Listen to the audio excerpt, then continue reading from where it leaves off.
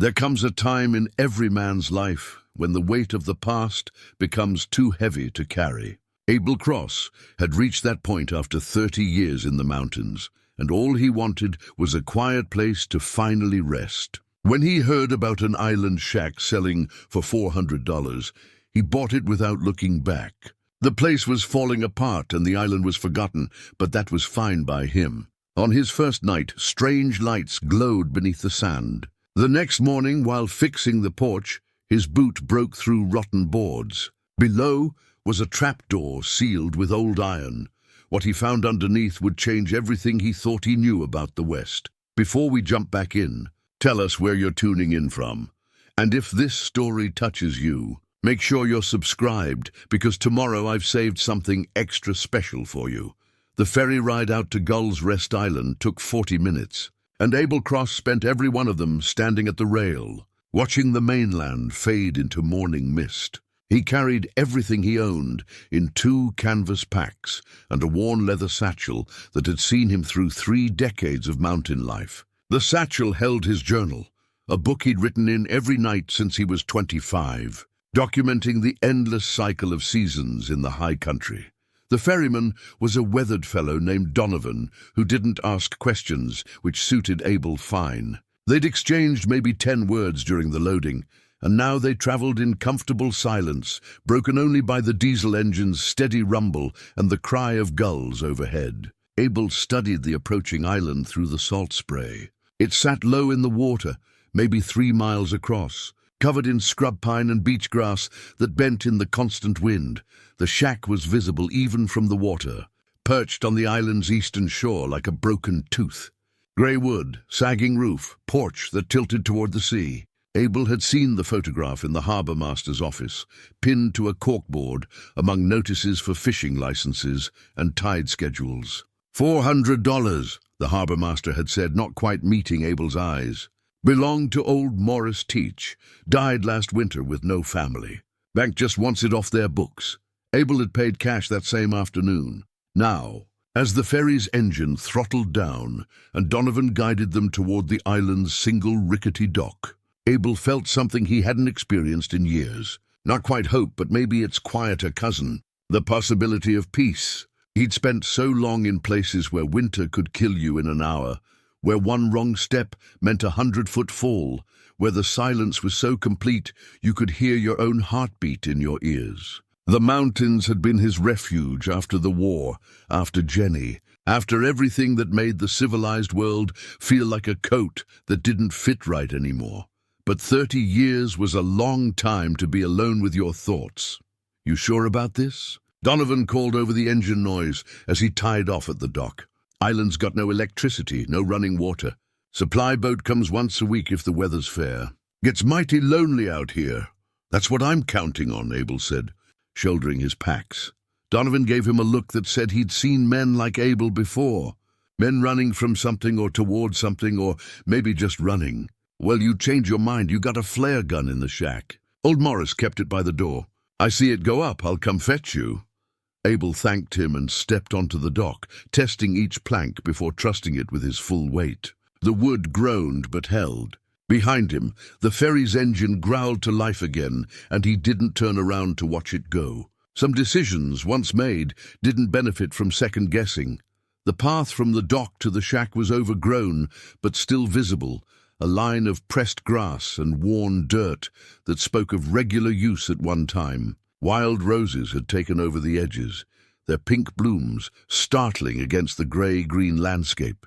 Abel walked slowly, taking in his new home with the methodical attention he'd learned in the high country. Notice everything, remember everything. The details kept you alive. The shack was worse up close than it had looked from the water. The front door hung crooked on rusted hinges. Several window panes were cracked or missing entirely, covered over with nailed planks. The porch sagged in the middle like a swayback horse. But the bones seemed sound enough, the main beams still solid despite the weathering. Abel had rebuilt worse. Inside smelled of salt air, mildew, and decades of loneliness. One large room served as everything: living space, kitchen, bedroom.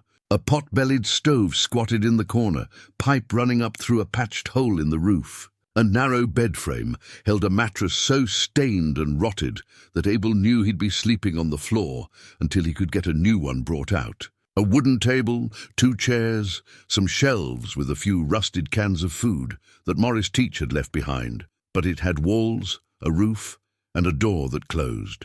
After 30 years in canvas tents and lean-tos, it felt like a palace. Abel spent the afternoon making the place livable. He swept out the mouse droppings and dead insects, cleared the cobwebs, scraped the worst of the grime from the windows. He tested the stove and found it still functional, got a fire going with driftwood he collected from the beach. The chimney drew clean, pulling the smoke up and out without filling the room. His packs held everything essential: bedroll, cooking gear, spare clothes, tools, his journal. He'd sold or given away everything else before leaving the mountains. The leather satchel he placed carefully on the table, running his hand over its worn surface. 30 years of entries, 30 years of solitude, observations, thoughts he'd never spoken aloud. The journal had been his only companion for so long that opening it felt like greeting an old friend. But tonight, he left it closed. As evening settled over the island, Abel made a simple meal of beans and salt pork, heated in a dented pot over the stove. He ate standing at the window, watching the sun sink into the ocean, painting the water in shades of orange and deep purple. The view alone was worth $400, maybe worth everything he'd given up to get here. He laid out his bedroll near the stove and settled in as darkness fell. The ocean provided a constant soundtrack, waves rolling against the shore in an endless rhythm, so different from mountain silence. The sea never stopped talking, never stopped moving. Abel found it strangely comforting. He was drifting towards sleep when he saw the first light. It came from beneath the floorboards, a faint blue-green glow that pulsed like a slow heartbeat. Abel sat up, fully awake now, every sense alert. He watched the light move across the floor, following some path underneath the shack. It traveled from one corner to another, then faded away entirely. He waited in the darkness, barely breathing. 5 minutes later, it came again. Same color, same pulsing rhythm. This time it lingered longer before fading. Abel struck a match and lit the oil lamp he'd found in one of the cupboards. The warm yellow light pushed back the shadows, but revealed nothing unusual about the floorboards themselves. Just old pine planks, worn smooth by years of use, fitted tight together. He got down on his hands and knees, running his fingers along the seams, testing for loose boards or hidden catches. Nothing. But he'd seen what he'd seen. 30 years in the wilderness taught you to trust your senses. If something felt wrong, it probably was. He extinguished the lamp and waited in darkness. The light didn't return that night, but Abel didn't sleep. He lay in his bedroll, staring at the ceiling, listening to the ocean's endless conversation with the shore, and wondering what kind of peace he'd actually bought for $400. When dawn finally broke, painting the shack's interior in soft grey light, Abel made a decision. He'd come here to leave his past behind, to find some quiet in his remaining years. But he'd also spent 3 decades learning that ignoring a problem didn't make it go away. Whatever was under his shack, whatever had caused those lights, he was going to find out. He dressed, made coffee, and gathered his tools. Time to see what secrets old Morris Teach had left behind. The morning was cool and clear, the kind of day that made honest work feel good. Abel started on the porch, figuring it was the most dangerous part of the structure. A man could fall right through if he wasn't careful, and at 55 years old, broken bones took longer to heal than they used to.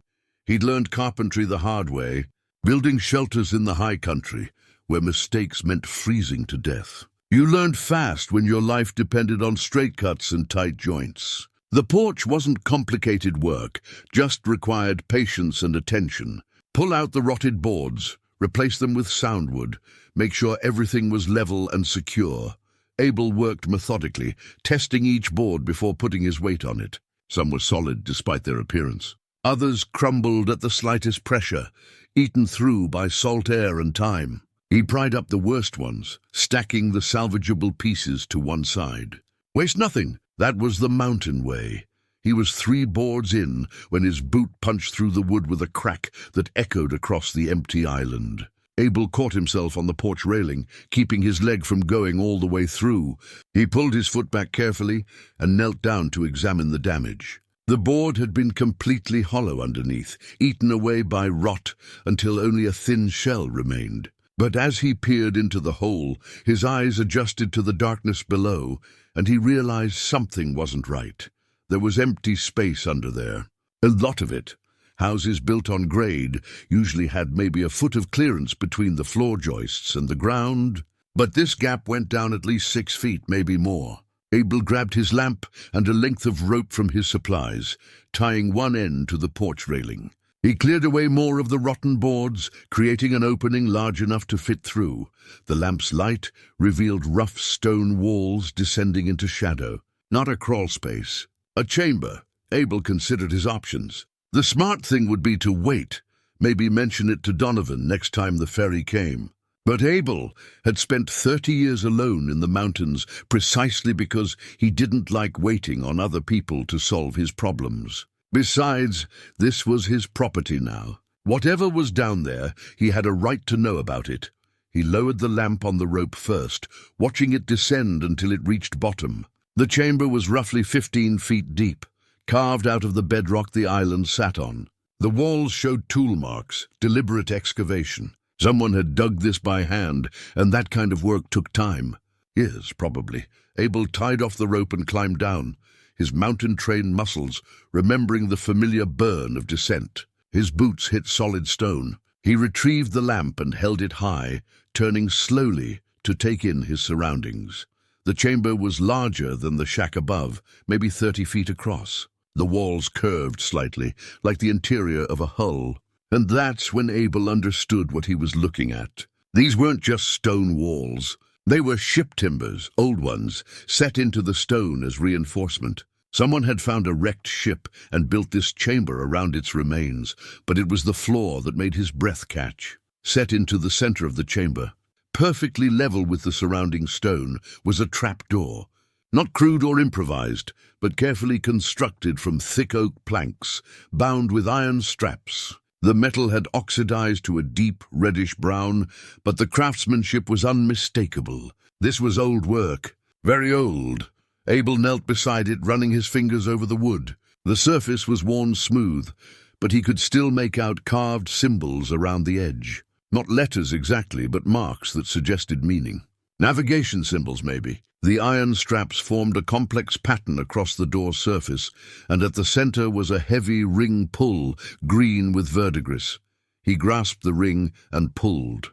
The door didn't budge. He tried again, putting his back into it, and felt something give slightly. Not the door itself, but the seal around it. Whatever mechanism held it closed had weakened over time. Abel searched the chamber for tools, finding a rusted pry bar leaning against the wall.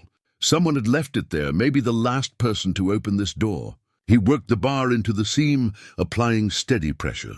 The wood groaned. The iron straps creaked. Then, with a sound like a sigh, the seal broke. The trapdoor swung upward on hidden hinges, balanced so perfectly that it seemed to float. A smell rose from below, not the expected must and rot, but something else. Salt and oil and old wood, preserved somehow despite the years. And beneath that, a metallic tang that made Abel think of storms. He held the lamp over the opening. A ladder descended into deeper darkness, its rungs carved from the same oak as the door. And at the bottom, just visible in the lamplight, he saw them, shapes, objects, the scattered remains of something that had been carefully stored and then abandoned. Abel's practical nature warred with his curiosity. The smart move was to close this door, nail the porch back together, and pretend he'd never found it. He'd come here for peace, not mysteries. But 30 years alone had also taught him something else. When life presented you with a door, you either opened it or spent the rest of your days wondering what was on the other side. He tested the ladder. Solid. He descended carefully, keeping the lamp in one hand, moving slowly in case the rungs gave way. But whoever built this had built it to last. The wood held firm under his weight. The space below was smaller, maybe 10 feet square, and it was full of wonders. Ship artifacts lay carefully arranged on stone shelves carved into the walls. Navigation instruments he recognized and some he didn't. Charts sealed in oilcloth. A compass in a brass case. Tools and weapons. And in the center of it all, hanging from a hook driven into the ceiling beam, was a bell. Abel set the lamp on a shelf and approached the bell slowly, reverently. It was bronze green with age, but still intact. He could see engravings on its surface, worn but legible in the lamplight. A name first, Esperanza, Spanish for hope, and below that, a date that made his hands go still. Abel read it twice to be sure, then checked again. But there was no mistake. The numbers were clear, the craftsmanship unmistakable. This bell came from a ship that sailed more than 400 years ago, long before the American West was settled, before there were harbors or charts or any reason for a Spanish vessel to be anywhere near this coast. He reached out and touched the bell gently. It chimed once, a pure note that seemed to hang in the air far longer than it should. The sound filled the small chamber, then faded slowly. Like it was traveling somewhere beyond the stone walls, Abel stood in the lamplight, surrounded by impossible artifacts, and felt the careful peace he'd built for himself begin to crumble. This wasn't just an old wreck. This was something else. Something that raised questions he wasn't sure he wanted answered. He climbed back up both ladders, emerging into the bright morning sun with his eyes full of shadows. The porch repair forgotten, he went inside the shack and retrieved his leather journal from the table. He sat down and opened to a fresh page, his hand steady despite the churning in his chest. At the top, he wrote the date. Then below it, found a ship's bell. Esperanza, Miss 1607, below the shack. Need to understand what this means. Outside, storm clouds were gathering on the horizon, moving toward the island with unnatural speed. The wind picked up, rattling the loose boards of the shack, and somewhere beneath his feet, in the chamber he'd just opened, the bell chimed again on its own. As if answering a call Abel couldn't hear, Abel descended into the chamber again that afternoon, this time with better light and a canvas sack to carry things. The storm he'd seen building had veered north, leaving the island under a sky the color of old pewter. He'd spent the intervening hours trying to convince himself there was a rational explanation for what he'd found. Ships wrecked all the time. Dates got recorded wrong. Maybe the bell was a replica, or the numbers had been re-engraved by someone with a sense of humor, but he knew better. 30 years of solitude taught you to recognize truth when you saw it, even when it made no sense. The oilcloth-wrapped packages on the shelves called to him. He selected the largest one, carefully sealed with wax that had somehow remained intact through the centuries. Back in the shack, with the afternoon light streaming through the cleaned windows, he broke the seal as gently as he could. Inside were books. Journals, actually. 5 of them, bound in leather that should have rotted away decades ago, but remained supple and intact. The first volume had a name embossed on the cover in faded gold leaf. Captain Elias Crane, master of the Esperanza. Abel opened it with hands that had stopped shaking years ago, but trembled now. The first entry was dated March 15th, 1607, written in a neat, educated hand. We departed Cadiz this morning under fair winds, bound for the New World with supplies for the missions and a cargo of Spanish silver. The Esperanza is a sound vessel, well provisioned, with a crew of 28 souls. I have sailed these waters before, but something about this voyage feels different. The men are uneasy, though they cannot say why.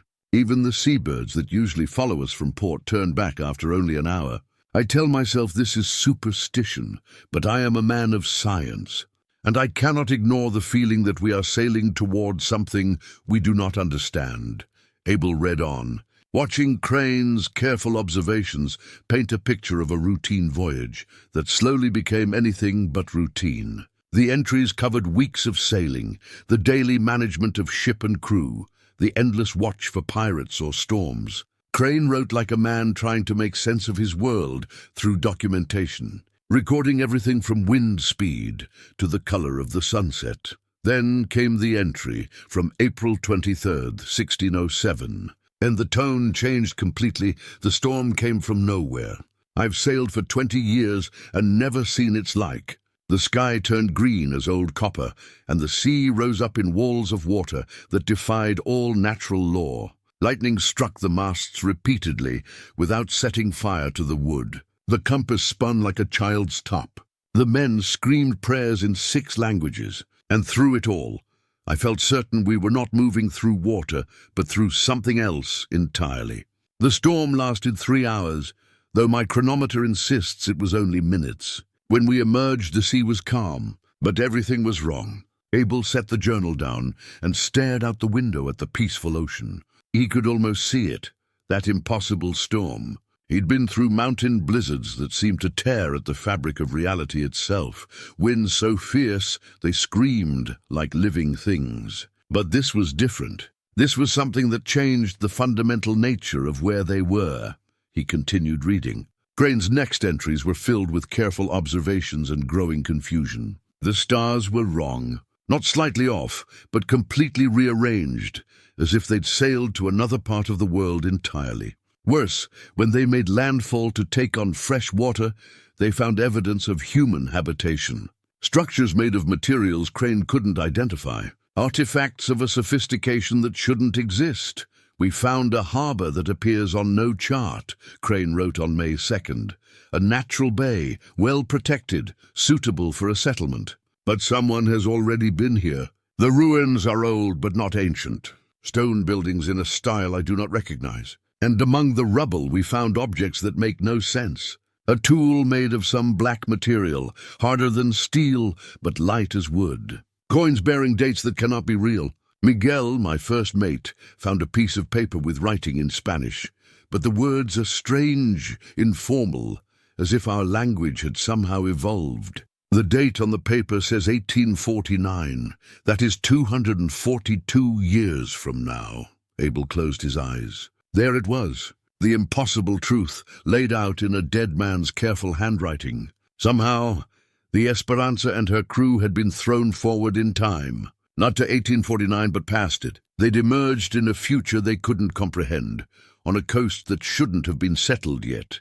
He read faster now, hungry for answers. Crane's entries grew more detailed and more desperate. The crew explored the coastline, finding more evidence of future civilizations. Abandoned towns with street signs and machinery. A graveyard with dates stretching into the 1800s. Each discovery only deepened the mystery and frightened the men more. Some of the crew wanted to make contact with whoever lived in this strange future. Others wanted to find a way home. Crane himself seemed torn between scientific fascination and existential horror. He documented everything obsessively, as if by recording it all, he could somehow make it make sense. "I have come to a terrible conclusion," he wrote on June 15th. "We did not sail to a new place. We sailed to a new time. The storm was not wind and water, but something else, a tear in the natural order. And we fell through it like men falling through thin ice. The question that haunts me now is whether there is any way back, or if we are trapped in this impossible present. Ghosts from a past that has not yet happened." The journal entries began to mention dissent among the crew, arguments about what to do with their knowledge. Some men thought they could use what they'd learned to become rich, to change the course of history. Others feared the consequences of such knowledge. Crane sided with caution, but his authority was eroding. Abel turned the page and found a crude map sketched in the margins. He recognized it immediately. The shape of the coastline, the position of the island. Crane had found Gull's Rest, or whatever it had been called in that impossible time. And more than that, he'd marked specific locations with symbols and notes. "The island possesses strange properties," Crane wrote beside the map. "My instruments behave oddly here. The compass spins. The chronometer gains and loses hours. I believe this place exists at the intersection of our time and the time we have entered. A threshold, a wound. If we are to hide what we have learned, this is the place to do it." Abel studied the map carefully. Crane had marked 3 locations with special symbols. One was clearly the spot where the shack now stood. The others were elsewhere on the island, in areas Abel hadn't explored yet. Each symbol had a note beside it. Strong effect. Unstable. dangerous. The final entry in the first volume was dated August 3rd, 1607. Crane's handwriting had grown more hurried, less careful. The crew has fractured beyond repair. 7 men left 2 days ago, taking one of the boats and whatever they could carry. They intend to seek their fortune in this strange future. Consequences be damned. The rest of us remain here, on this cursed island, trying to decide what to do. I have hidden the ship's log and the most important artifacts in the chamber, beneath what will become, I hope, a more permanent structure. If we cannot return to our own time, at least we can ensure that the truth is preserved for whoever finds it. Tonight, I will begin the work of sealing away our discovery. May God forgive us for what we have seen and what we now must hide. The journal ended there. Abel sat in the gathering darkness, the book open on his lap, and tried to process what he'd read. It should have been impossible. Time travel belonged in penny dreadfuls and stories told around campfires to frighten children. But the evidence was in his hands. The bell, the journals, the chamber beneath his shack, all of it carefully preserved, waiting for someone to find it. He lit the lamp as true night fell, and outside his window the strange lights appeared again. Blue-green and pulsing, moving beneath the sand in patterns that suggested intelligence. Now that he knew what he was looking at, he understood. These weren't natural phenomena. They were echoes, ripples from the wound Crane had described, bleeding through from one time to another. Abel opened his own journal and began to write, documenting everything he'd learned. It was what Crane would have done, what any reasonable man would do when faced with the impossible. Record it, understand it, and then decide what to do about it. Outside, the lights grew brighter, and Abel had the distinct feeling that by opening that trapdoor, by reading those journals, he'd announced his presence to whatever forces controlled this island. He'd stepped into a story that had been waiting centuries for someone to finish it. The question now was whether he could survive long enough to write the ending. Abel spent the next 2 days immersed in Crane's journals, leaving the shack only for water and to check his surroundings. The footsteps hadn't returned, but the feeling of being watched never left. He read by lamplight and daylight both, filling his own journal with notes and observations, trying to build a complete picture of what had happened to the Esperanza and why the island remained so strange centuries later. The second volume of Crane's journals contained the information Abel needed most. It was written in several different hands as the captain's crew documented their increasingly desperate situation. But it was Crane's own entries that proved most valuable, particularly those from late August 1607. I have spent 3 weeks studying this island's properties with what instruments survived our voyage, Crane wrote. My conclusion is both simple and terrifying. This place exists at a convergence point, what I can only describe as a wound in the normal flow of time. The storm that brought us here did not move us through space, but through a weak point in temporal fabric. We fell through from 1607 into what I estimate is the mid-1800s, perhaps later. But the island itself sits between these moments, touching multiple time periods simultaneously. The entry continued with careful observations and measurements. Crane had been trained in navigation and natural philosophy, and he'd applied those skills to understanding the impossible. He'd mapped the island methodically, identifying locations where the temporal distortion was strongest. The clearing Abel had found was marked. So were 2 other spots he hadn't yet visited, but it was Crane's diagram that changed everything. He'd drawn a map of the island, showing not just geography, but something else. Lines of force, he called them. Paths where time flowed more strongly, connecting the marked locations like invisible roads. And at the center of it all, directly beneath where the shack would later be built, he'd drawn a symbol that looked like a knot. The convergence point, his notes explained. Where all temporal paths meet, the strongest effect and the most dangerous. To stand at this spot is to exist in multiple moments simultaneously. The crew members who have attempted to reach it have returned changed, speaking of visions and voices. One man, Miguel, claimed he met himself as an old man and received a warning he could not understand. I have forbidden further exploration of this central point until we better comprehend what we are dealing with. Abel set down the journal and looked at his feet. He was standing in the shack, directly above that convergence point. No wonder the lights appeared beneath the floor. No wonder he felt that constant sense of presence. He'd built his temporary home at the exact center of the island's temporal storm. He continued reading, learning how Crane's crew had fractured further as the weeks turned to months. Some men wanted to venture into the future they'd found, to explore this strange America and perhaps profit from their foreknowledge. Others feared contaminating time itself, creating paradoxes that might unravel reality. Crane sided with caution, but his authority meant less with each passing day. Then came the entry that explained everything. September 14th, 1607, the split is complete. 7 men departed yesterday, taking what supplies they could carry and heading south along the coast. They intend to find the nearest settlement and integrate themselves into this future world. I fear what consequences their presence may create, but I can no longer stop them. The remaining crew, 12 souls including myself, have decided on a different path. We will hide what we have learned. We will bury the evidence of our impossible voyage and seal it away where only the worthy might find it. And then we will leave this cursed island and attempt to live out our days as ordinary men in this extraordinary time. Abel turned the page eagerly. But the next entry wasn't from Crane. It was from someone named Thomas Blackwell, the ship's carpenter, dated September 20th.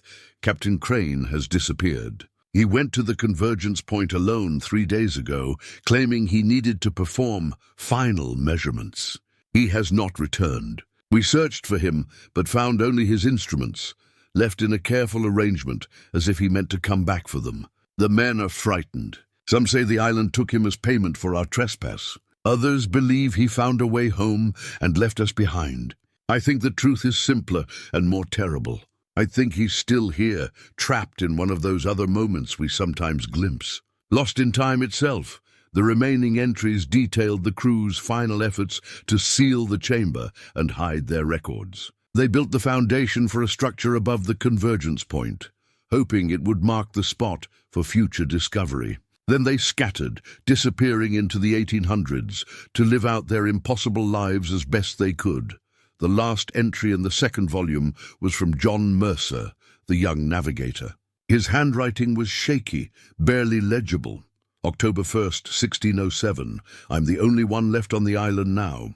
The others have all gone, seeking normal lives in San Francisco or other settlements. But I cannot leave. Something calls to me from the convergence point. Captain Crane's voice, perhaps, or my own voice from some future moment.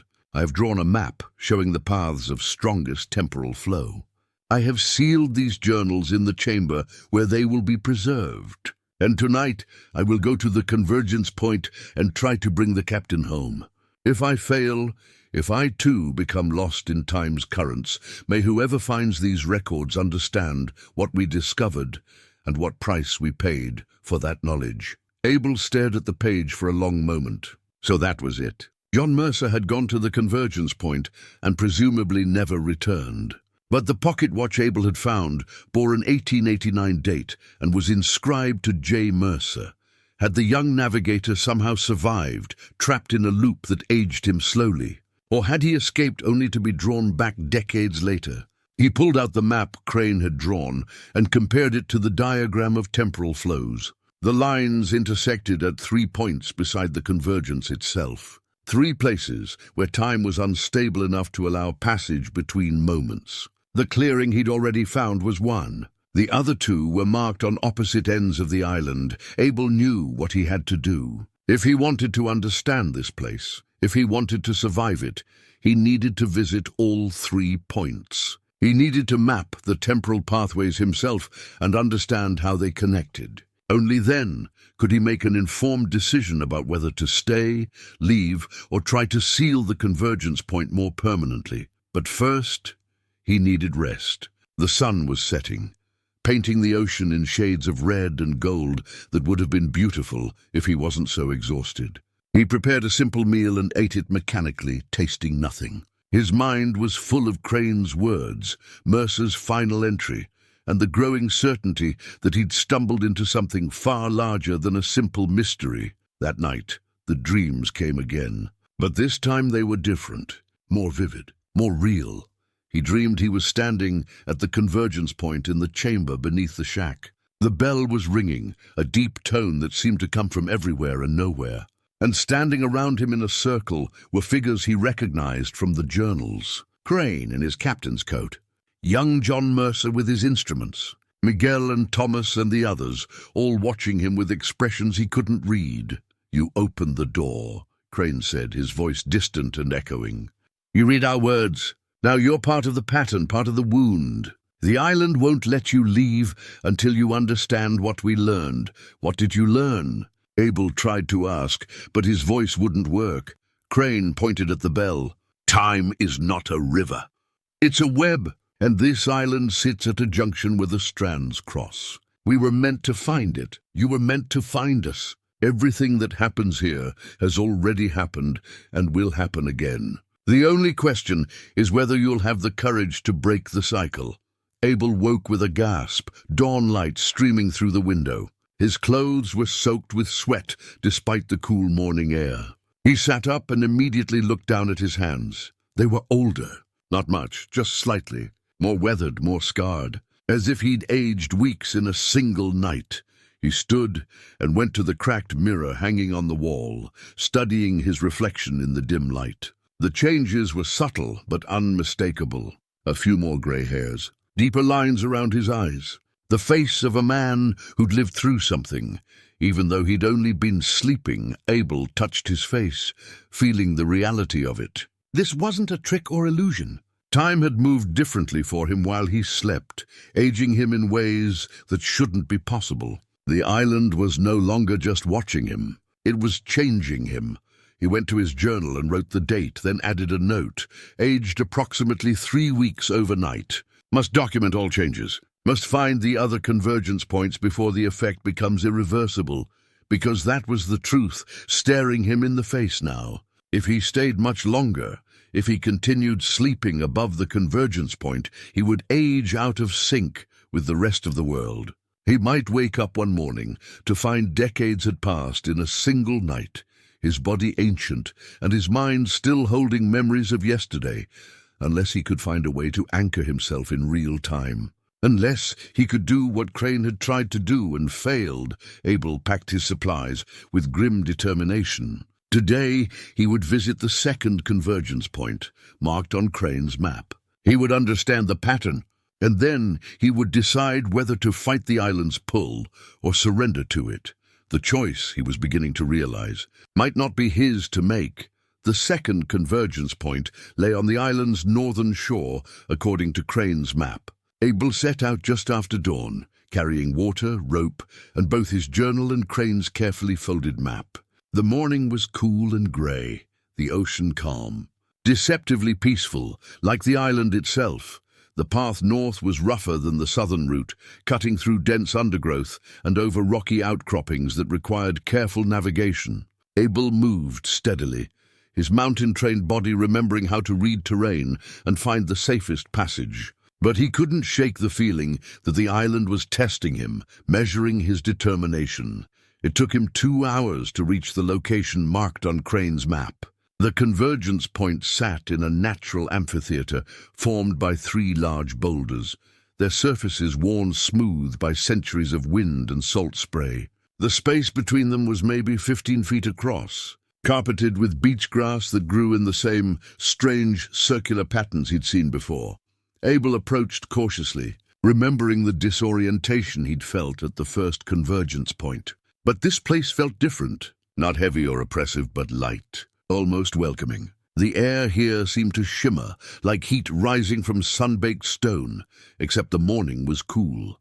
He stepped into the circle between the boulders and immediately felt the shift. Not dizziness this time, but a sense of expansion. As if he was standing in multiple places simultaneously, his consciousness stretched thin across different moments. And then he saw them. Figures moving around him, occupying the same space but existing in different times. A Spanish sailor checking something on the ground, his period clothing marking him as one of Crane's crew. A man in rough frontier clothes from perhaps the 1850s, standing exactly where Abel stood, staring at the same boulders with the same mixture of fear and fascination. And others, glimpsed only briefly, like images reflected in moving water. Abel forced himself to stay calm, to observe rather than panic. This was what Crane had documented.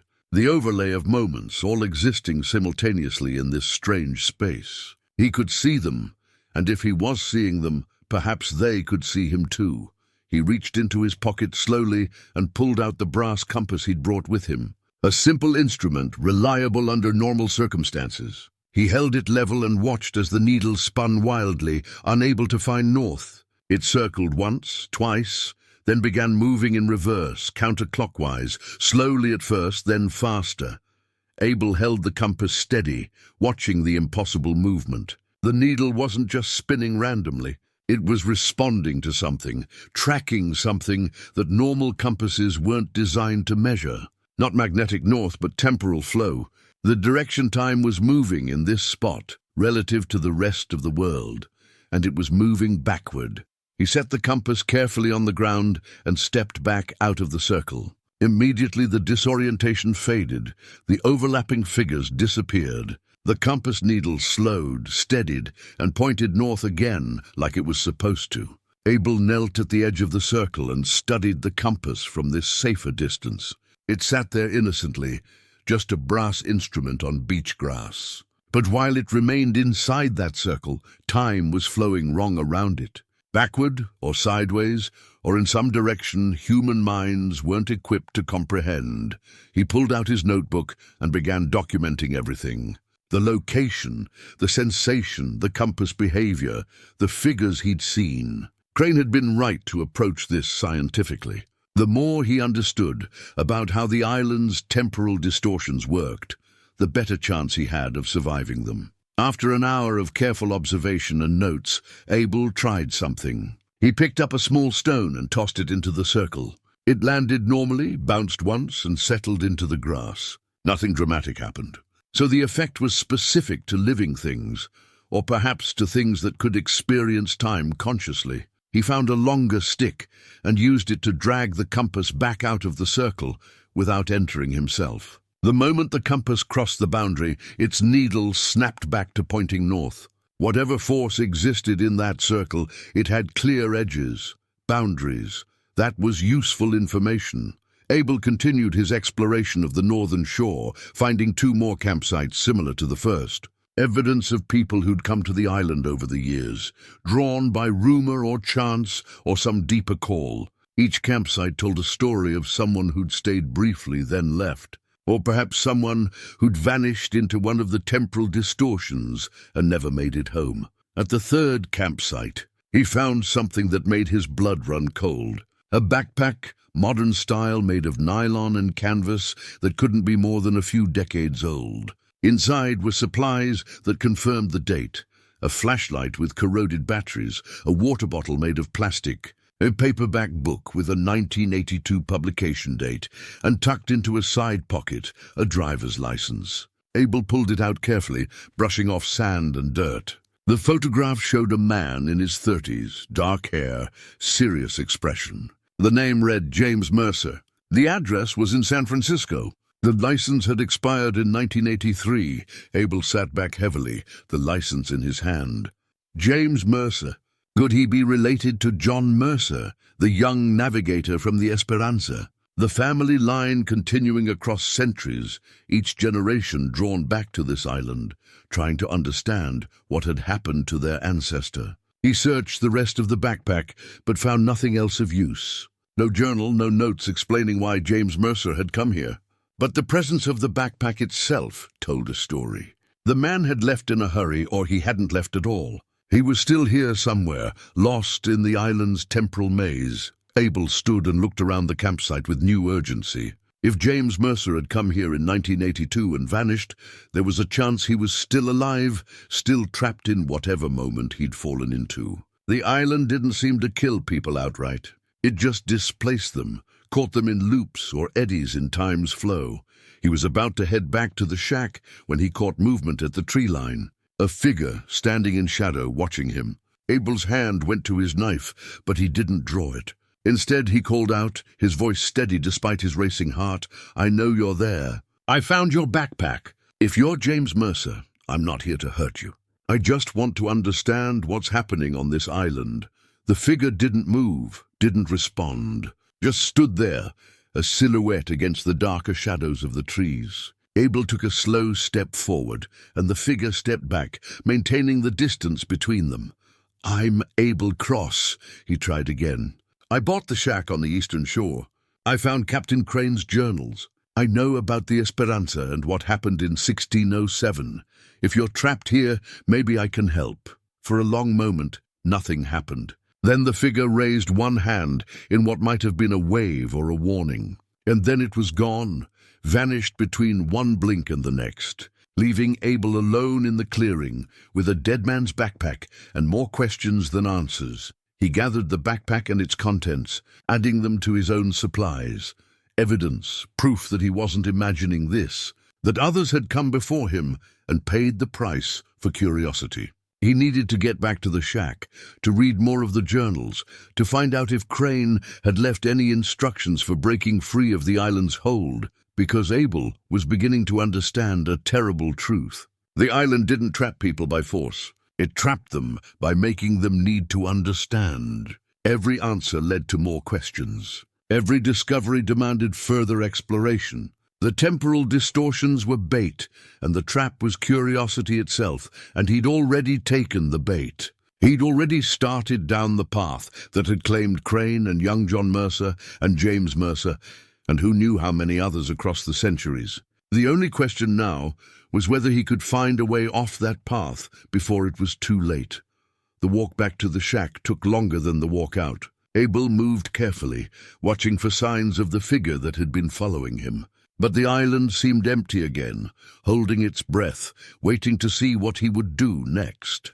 When he finally reached the shack, the sun was setting. He went inside, barred the door, and lit the lamp. Then he spread out everything he'd collected: the pocket watch from 1889, the driver's license from 1982, Crane's maps and journals, his own notes. A timeline of tragedy stretching across 4 centuries. All centered on this forgotten island and its impossible wound in time. Abel opened his journal to a fresh page and wrote a single question at the top: "How do I get out?" Then he settled in to read the rest of Crane's journals, searching for the answer he suspected wasn't there. Abel woke to the sound of footsteps on his porch. Not the slow, testing steps from before, but purposeful movement. Someone who knew the shack, knew which boards would hold. He reached for his knife and stood, moving silently to the window. Dawn was just breaking, painting everything in shades of gray and blue. And standing on the porch, looking out at the ocean, was a man. He wore clothes that seemed caught between eras. Modern jeans, but a weathered canvas jacket that looked decades old. His hair was dark but streaked with gray, and when he turned slightly, Abel saw a face lined with weariness that went deeper than age. The same face from the driver's license. James Mercer. Abel made a decision. He unbarred the door and stepped out onto the porch, knife visible but not raised. The man turned fully to face him, and Abel saw recognition in his eyes. Not surprise, recognition, as if he'd been expecting Abel all along. "You're not going to need that," James said, nodding at the knife. His voice was rough, like he didn't use it much. "I'm not here to hurt you. I'm here because you need to understand what you've gotten yourself into before it's too late." "James Mercer," Abel said. It wasn't a question, was. Hard to say any more. James moved to the porch railing and leaned against it, careful to avoid the spots Abel hadn't repaired yet. "You found my backpack." "My license," probably wondering how a man who disappeared in 1982 is standing here talking to you in 2025. The thought had crossed my mind. James laughed, but there was no humor in it. "The short answer is that I didn't disappear in 1982. Not exactly. I've been here the whole time, 43 years by the calendar. But for me, it's only been about 5 years. Same 5 years, lived over and over." Abel felt his stomach drop. A loop, James confirmed. The island catches you in one if you stay too long. You live the same stretch of time repeatedly, aging slowly, watching the outside world move forward while you're stuck. I've seen 1982 through 1987 about 8 times now. Or maybe 9. I lose count. How? Abel asked, though he thought he already knew the answer. I came here looking for answers about my family. My great-great-grandfather was John Mercer, navigator on the Esperanza. The family kept his journals, the ones he didn't leave on the island. They told about this place, about what happened here. Every generation, someone tried to come back and understand it. Most got smart and left fast. I didn't. I stayed too long, read too much, slept above the convergence point one too many nights. And then I couldn't leave. James pulled something from his jacket pocket. A photograph, creased and faded.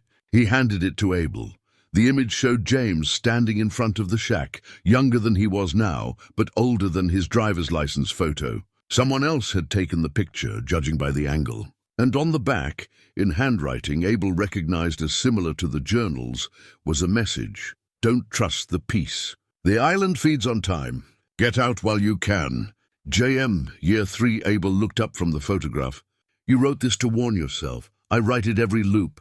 Leave it in different places, hoping I'll find it sooner each time. Sometimes I do, sometimes I don't. This loop, I found it on day 4. One of my better runs. James took the photo back and tucked it away. But the warning doesn't matter anymore. Once you're in the loop, you're in it. The only way out is to find what Captain Crane was looking for when he disappeared. The anchor, Abel said, remembering the journals. Something that can fix a person in real time, break the cycle. James looked at him with new respect. You've been doing your homework. Yeah, the anchor.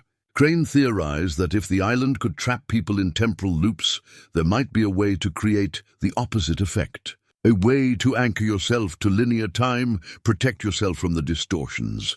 Did he find it? That's the question, isn't it? James moved to the door and gestured for Abel to follow him inside. I've spent 5 years, repeated 8 or 9 times trying to figure that out. I've read every journal Crane left. I've explored every marked location on his maps. And I think I finally know where he hid it. Abel followed him into the shack. James moved with the confidence of someone who'd been here many times before, going straight to the trapdoor in the floor that led to the chamber below. He pulled it open without hesitation. The deeper chambers, James said. There are passages beyond the room where you found the bell and the journals. Crane sealed them, made them hard to find, but he left clues in his final entries, the ones he wrote right before he disappeared. I've read those entries, Abel said. They seemed incomplete, like he ran out of time, or like he was being careful about what he wrote down. Think about it. If you'd found something that could break the island's hold, would you want just anyone to be able to find it? Or would you want to make sure only someone who really understood the danger, someone who'd done the work and earned the knowledge, could get to it? Abel thought about the journals, the careful documentation, the warnings mixed with precise observations. Crane had been both scientist and guardian, recording everything but hiding the most important truth in plain sight. You think the anchor is down there? I know it is, and I know how to find it. But here's the problem. James turned to face him fully, and Abel saw desperation in his eyes. I can't get it myself. Every time I try, every time I get close, the loop resets. I wake up back at my campsite and it's the first day again. The island won't let me have it. Maybe because I'm already caught, already part of its pattern. But you're different. You're new. You still have a choice. What kind of choice? Help me get the anchor and I'll show you how to use it. We can both get out. You escape before the loop catches you, and I finally break free after 43 years. Or you can leave now, call the ferry, get off this island and never look back. Live your life knowing you left me here, but saved yourself. Abel studied the man in front of him. James Mercer had been trapped in a nightmare longer than most people endured anything, reliving the same years over and over, aging in slow motion while the world moved on without him. And now he was offering Abel the truth, the way out, in exchange for help retrieving something he couldn't reach himself. It should have been an easy choice. Help him, Two men escaping together was better than one man abandoning another to an impossible fate. But Abel had lived too long, seen too much, to believe in easy choices. "What aren't you telling me?" James smiled, and this time it was genuine. "Smart. You'd have survived the mountains for 30 years by being smart. All right, here's the truth. The anchor only works for one person.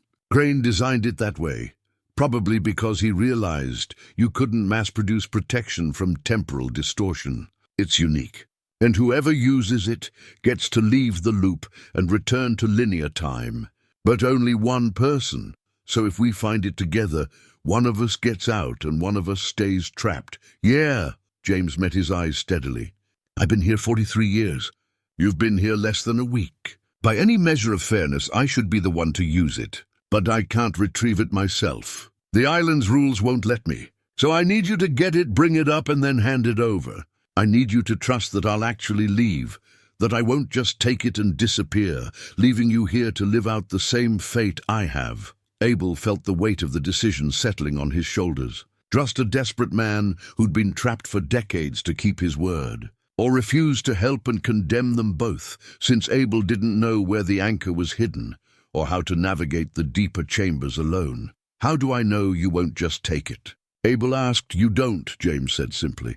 "I could lie to you, promise anything, and you'd have no way to verify it until it was too late.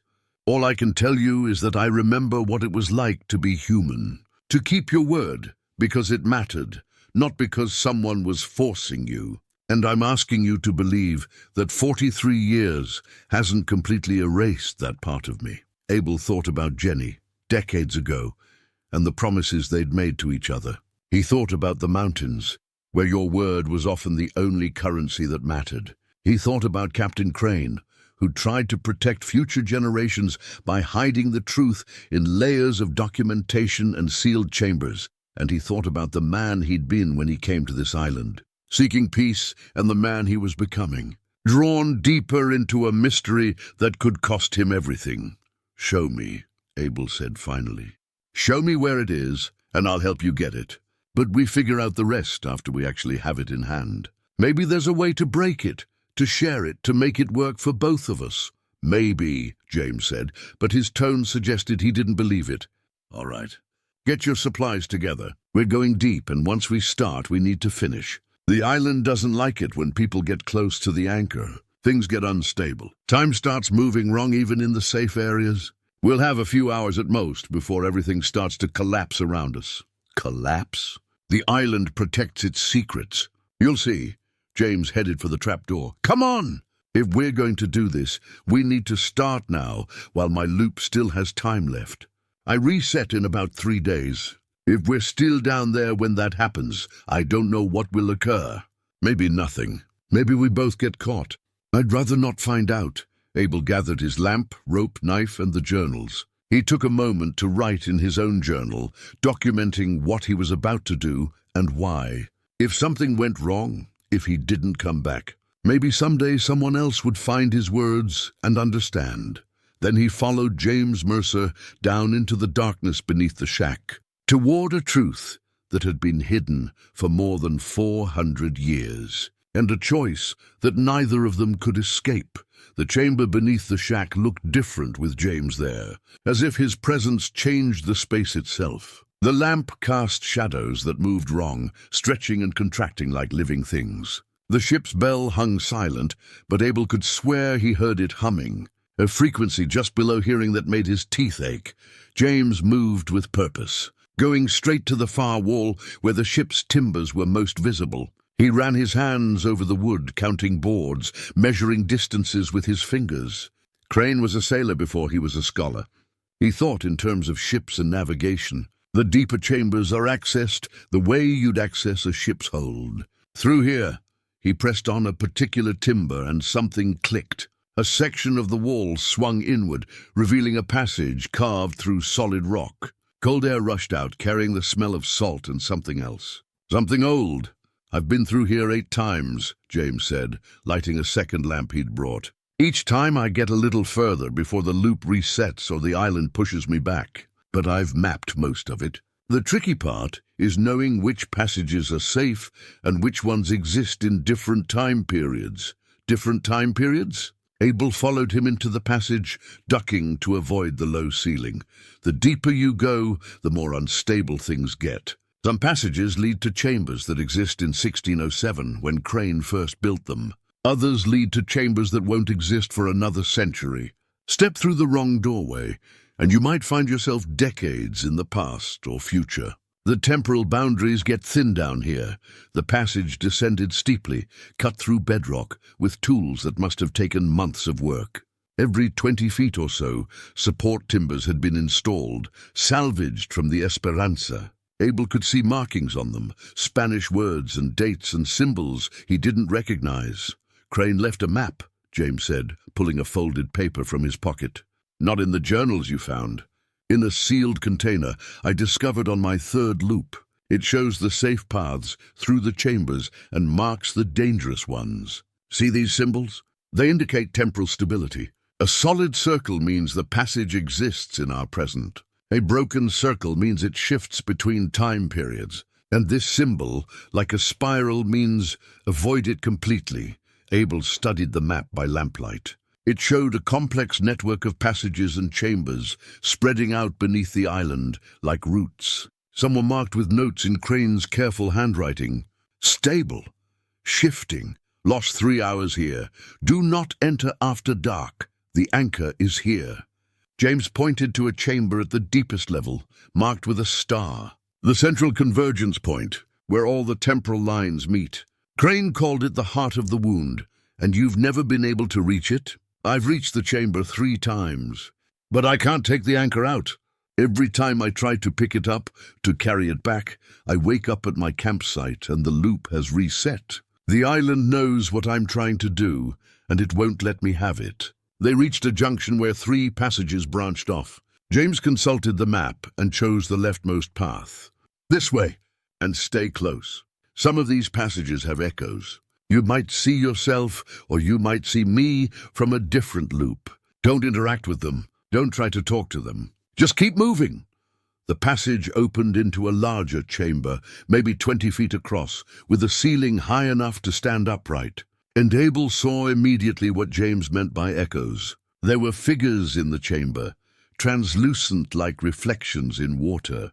A version of James, younger than the man beside him, examining the walls. Another version of James, older and more weathered, sitting against the wall with his head in his hands. And a third figure that took Abel a moment to recognize, himself, but older, grayer, moving through the chamber with slow, careful steps. Don't look at them too long, James warned. They're us, but they're also not us. Different loops, different timelines, all existing here simultaneously because this chamber sits at a convergence point. Abel forced himself to look away from his older self and follow James to the far side of the chamber. Another passage opened there, narrower than the first, with walls that seemed to pulse slightly, as if breathing. This is where it gets dangerous, James said. From here to the central chamber, time doesn't flow normally. You might feel hours pass while minutes tick by, or the reverse. Your body might age faster or slower than your mind. The key is to keep moving forward and don't stop. If you stop, the temporal flow can catch you, freeze you in place. I've seen it happen. To who? To me, to earlier versions of me, I mean. There are at least 2 of my previous selves, stuck in the passages ahead, frozen mid-step, caught in temporal stasis. I walk past them every time. They're still alive, technically, just not experiencing time the same way we are. Abel felt his mouth go dry. This was worse than he'd imagined. Not just a risk of being trapped in a loop, but the possibility of being frozen entirely, aware but unable to move, existing outside of time itself. We can still go back, James said, reading his expression. I won't force you. If you want to leave now, use the ferry, get off this island. I won't blame you. 43 years is a long time, but I've survived this long. I can survive longer. Abel thought about it. Really thought about it. The smart choice was obvious. Leave, get out. Let James Mercer and his family's curse remain on this island where it belonged. But he thought about the journals. about Crane's desperate attempt to understand and document the impossible, about young John Mercer venturing into these same chambers 400 years ago, trying to bring his captain home, and he thought about himself, 55 years old, having spent 30 years alone in the mountains because he couldn't face the world below, running from grief, from loss, from the weight of living. Maybe he'd come to this island not for peace, but for one last purpose, one last chance to matter. "I'm not leaving you here," Abel said. "Show me the way," James nodded slowly. "All right. But you need to understand something before we go further. The anchor works because it's not just an object. It's an artifact of focused intention, created by Crane using principles of temporal manipulation he learned from studying this place. It anchors the user to a specific moment in time, preventing the island's distortions from affecting them. But creating it required Crane to pour his own temporal stability into it. He sacrificed his ability to exist in linear time so that someone else could be protected. "He's still here," Abel said, understanding. "Somewhere in these chambers, existing outside of time, Crane is still alive." "I think so. I've caught glimpses.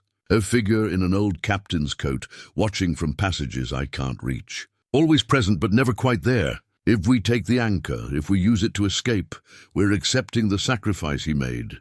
Using his gift, and we have to live with that." They continued deeper, passing through chambers that made Abel's head spin with disorientation. In one room, he watched the walls age and crumble in seconds, then rebuild themselves in reverse. In another, he heard voices speaking Spanish, laughing, arguing, then screaming, all overlapping in a cacophony that came from no visible source. James led him through it all with the confidence of someone who'd walked these paths many times. But Abel noticed his guide was aging as they descended. Not much, just slightly. A few more grey hairs, deeper lines around his eyes. The temporal stress of being this deep while caught in a loop was wearing on him. "How much time do we have?"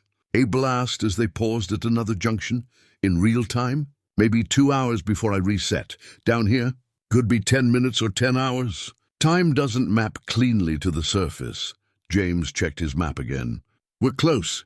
One more chamber, then a narrow passage that leads directly to the heart. They entered the next chamber and stopped. It was larger than the others, almost perfectly circular, with walls that seemed to be made of compressed time itself. Abel could see layers in the stone, like rings in a tree, each layer representing a different moment or era. And standing in the center of the room was a figure in a Spanish captain's coat, Elias Crane. He looked exactly as he had in Abel's dreams, solid enough to seem real, but translucent enough to suggest he wasn't quite present. His eyes, when they focused on Abel and James, held a mixture of sadness and hope. "You came," Crane said, his voice echoing strangely. "Someone always comes eventually." "The island ensures it, Captain Crane," James said, his voice respectful. "We're here for the anchor. We need to break free of the loops. I know why you're here. I've watched you both. I've watched everyone who's ever come to this island seeking answers." Crane gestured at the walls. "I exist at all moments simultaneously now. Past, present, future. I see your arrival before you arrive. I see your departure after you leave. Time is a circle here, and I stand at the center." "Then you know what we're going to do," Abel said. "You know if we'll succeed. I know all possibilities. But I don't know which one you'll choose. That's the nature of temporal paradox. Even seeing all outcomes, I can't predict which path you'll walk." Crane moved closer, and Abel could see through him to the wall behind. "The anchor is in the next chamber. You'll find it where I left it, on the pedestal I built. But you need to understand what using it means." "It breaks the loop," James said. "It anchors someone to linear time, yes, but at a cost. The anchor was created by extracting my own temporal stability. When you use it, you're not just protecting yourself. You're assuming the burden I carried, the weight of knowing what this place is, what it can do, and the responsibility of ensuring others don't suffer the same fate." Crane turned his gaze to Abel. "You're strong, mountain-hardened. You understand sacrifice and isolation. But are you prepared to carry this knowledge for the rest of your life? To know that time is not what humanity thinks it is. To know that there are wounds in reality that can trap souls for centuries. I've carried heavier burdens, Abel said quietly. Perhaps. Perhaps not. You'll see. Crane gestured toward a passage Abel hadn't noticed before, hidden in the shadows. Through there, the final chamber. But be warned, taking the anchor will destabilize this entire network. The chambers will begin to collapse, temporally speaking. You'll have minutes to get out before everything resets. And if you're still down here when that happens, you might find yourselves scattered across different time periods, never to find each other or the surface again. We'll make it, James said, with more confidence than Abel felt. One more thing, Crane said as they moved toward the passage. The anchor can only bond with one person. Choose wisely, choose fairly, and know that whoever takes it will be changed forever. They'll exist slightly out of sync with the rest of the world, protected from temporal distortion, but never quite fitting into normal time again. A necessary sacrifice for freedom. Abel and James exchanged a look. The same question hung between them. Who would use the anchor? But that question would have to wait. First, they had to retrieve it. They entered the final passage, leaving Captain Crane behind in his eternal chamber. The passage was narrow, forcing them to walk single file. Abel went first, James close behind, both men moving as quickly as the confined space allowed. The passage opened into a chamber unlike any they'd seen before. It was small, maybe 10 feet square, but perfectly preserved. The walls were smooth stone, carved with symbols and equations that Abel recognized from Crane's journals. Mathematical formulas, astronomical charts, attempts to map and understand the impossible, and in the center, on a pedestal carved from a single piece of stone, sat the anchor. It was smaller than Abel had imagined, a sphere maybe 6 inches across, made of what looked like crystal, but with something inside. A mist or fog that swirled and moved as if alive, containing all the moments Crane had sacrificed. Silver wire wrapped around the sphere in complex patterns, and where the wire intersected, someone had carved Spanish inscriptions too small for Abel to read without getting closer. James stood at the entrance, holding the lamps. It's all yours. I can't go further. Abel approached slowly, reverently. This was what Crane had created at the cost of his own existence. This was freedom, or as close to freedom as anyone trapped by the island could hope for. He reached out and touched the sphere gently. It was warm, and the moment his fingers made contact, he saw everything. Every moment of the island's history all at once. The Esperanza sailing through the impossible storm. Crane building these chambers by lamplight, his hands bleeding from the work. Young John Mercer descending into the convergence point and never returning. James Mercer arriving in 1982, full of hope and determination. Dozens of others over the centuries drawn by rumor or fate, each one touching the island's mystery and paying a price, and he saw the future. Multiple futures, branching like the passages below the shack. In one, he took the anchor and escaped, living out his years on the mainland with the weight of this knowledge. In another, James took it and vanished, leaving Abel to loop forever. In the third, they tried to share it and both were destroyed. Abel pulled his hand back, gasping. The visions faded, but the knowledge remained. He understood now what Crane had tried to tell them. The anchor didn't just protect you from temporal distortion. It made you see time the way Crane now saw it, all moments existing simultaneously, all possibilities real until chosen. Did you see it? James asked from the doorway. The futures. Yes, Abel's hand was shaking. How did you know? I touched it once on my second loop. Saw everything! That's how I know it only works for one person. I saw the outcome of every choice. James stepped into the chamber, closer now, his face lined with resignation. I also saw which choice you're going to make. Then I know you're going to take it. James smiled sadly. Not because you're selfish or cruel, but because you're the one who can carry the burden. You've already spent 30 years alone with heavy knowledge. You know how to live with weight that would break most people. And you're going to take the anchor, and you're going to get us both out of here, because that's the only future where we both survive. I don't understand. If I take it, how do you escape the loop?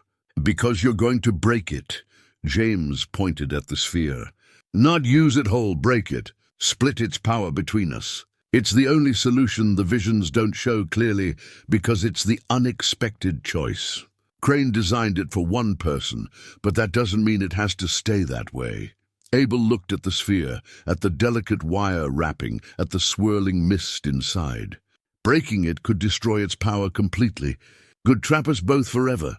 Could, or it could set us both free. And that's a gamble I'm willing to take after 43 years. James met his eyes steadily. You came to this island looking for peace, but maybe what you really needed was purpose. One last meaningful choice. This is it, Abel. This is the moment that defines who you are. The chamber began to shake. Dust fell from the ceiling. Somewhere deep below, Abel heard a sound like stone grinding against stone. We're out of time, James said. The destabilization is starting. Whatever you're going to do, do it now. Abel made his choice. He grabbed the sphere firmly with both hands and lifted it from the pedestal. The moment it left its resting place, the shaking intensified. The walls began to shimmer, showing different versions of the chamber from different time periods, all overlapping. "Run!" James shouted, already moving back toward the passage. Abel cradled the sphere against his chest and ran. Behind them, the chamber began to collapse, not physically but temporally. The walls aged centuries in seconds, crumbling to dust, then rebuilding themselves, then collapsing again in an endless loop. They burst into the circular chamber where they'd met Crane, but the captain was gone. The room was empty, except for the echoes of past visitors, all frozen in place as time lost coherence. James led the way through the maze of passages, moving faster than Abel would have thought possible, the map forgotten as instinct took over. The convergence points are all collapsing inward. James called over his shoulder. The whole network is resetting. We have to reach the surface before it completes. They raced through chambers that no longer made sense, where walls moved and floors shifted, and the very air seemed to twist around them. Abel held tight to the sphere, feeling its warmth, feeling the mist inside churning with increased urgency. They reached the ladder leading up to the shack's main chamber. James climbed first, Abel right behind him, the sphere tucked awkwardly under one arm. They emerged into the chamber with the bell, and Abel heard it ringing frantically, a warning or a farewell. Up the second ladder, through the trapdoor, onto the floor of the shack. The whole building was shaking now. Through the windows, Abel could see the strange lights erupting from the ground all across the island, geysers of temporal energy breaking free. Outside. James pulled him toward the door. We need to be away from the convergence point. They stumbled onto the porch and kept running across the beach toward the water's edge. Behind them, the shack groaned and settled, the trapdoor slamming shut with a sound like thunder. The lights beneath the island's surface pulsed once, twice, then faded, and suddenly everything was calm. The shaking stopped. The lights vanished. The island was just an island again, peaceful and quiet under the morning sun. Abel and James stood at the water's edge, both breathing hard, the sphere still warm in Abel's hands. They looked at each other, then back at the shack, then at the sphere. Now comes the hard part, Abel said. The choice, James nodded. Break it. It's the only way we both get out of this. Abel examined the sphere carefully.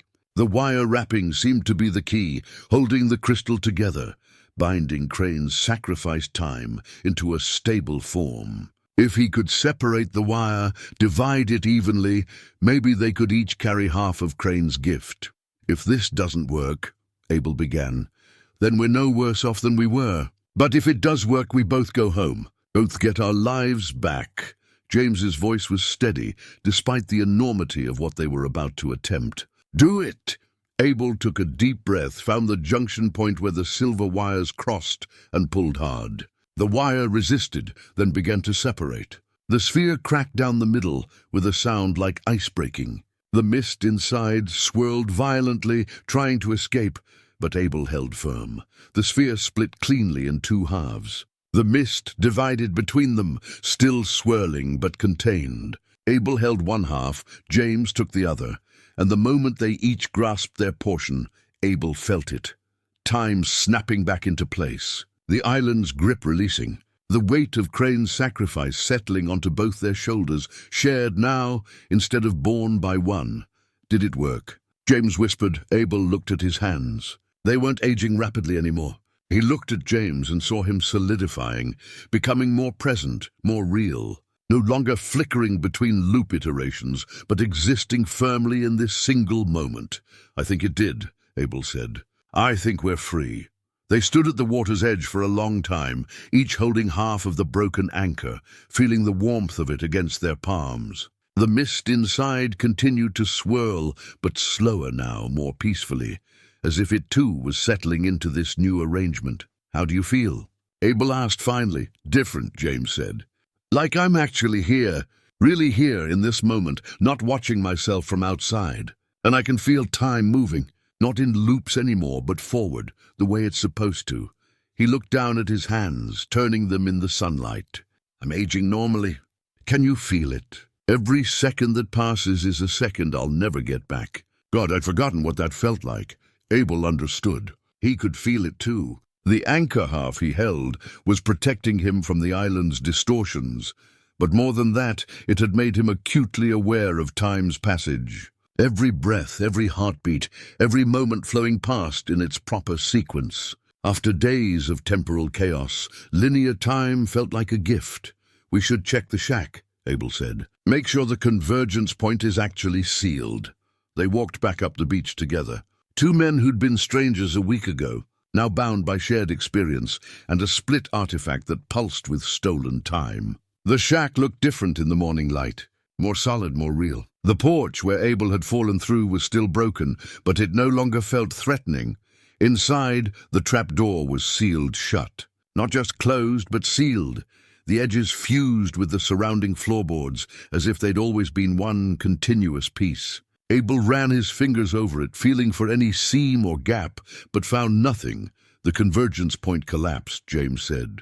When we took the anchor, when we broke it, the temporal wound closed. Or at least it stabilized. The island isn't a threshold anymore. It's just an island. What about the passages? The chambers? Gone, probably. Or existing in some other time period we can't reach. The network was held together by the convergence point's instability. Without that, there's nothing to anchor them to this moment. James moved to the window and looked out at the ocean. We did it, Abel. We actually did it. We broke free and we sealed the wound. Crane's sacrifice wasn't in vain. Abel pulled out the journals from where he'd left them on the table.